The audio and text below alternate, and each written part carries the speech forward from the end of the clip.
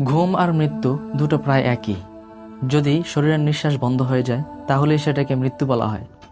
প্রিয় ভাইয়েরা, রাসূল সাল্লাল্লাহু আলাইহি সাল্লাম এশারের পরই ঘুমাতে পছন্দ করতেন এবং দুনিয়াবী বিভিন্ন কথাবার্তা থেকে তিনি বিরত থাকতেন। প্রিয় ভাইরা, রাতে যখন আমরা ঘুমাতে যাব, হয়তোবা আপনারা অনেকেই এই দোয়াটি পড়েন, আল্লাহুম্মা বিইসমিকা আমুতু ওয়া আহইয়া, অর্থাৎ হে আল্লাহ, আমি আপনার নামেই বাঁচি এবং আপনার নামেই মরি। আমি যখন রাতে ঘুমাতে যাব তখন অবশ্যই এই চিন্তাটি করব যে আমার যাবতীয় যে গুনাহগুলো আছে, যে গুনাহগুলো আমি পূর্বে করেছি, আল্লাহ না করুক আমার কপালে যদি মৃত্যু লেখা থাকে যে আমি সকাল পর্যন্ত আর বেঁচে থাকবো না, তখন আমি কিভাবে এই পূর্বের গুনাহগুলো থেকে আল্লাহর কাছে পানা চাওয়ার সুযোগ তো আমার কাছে নেই।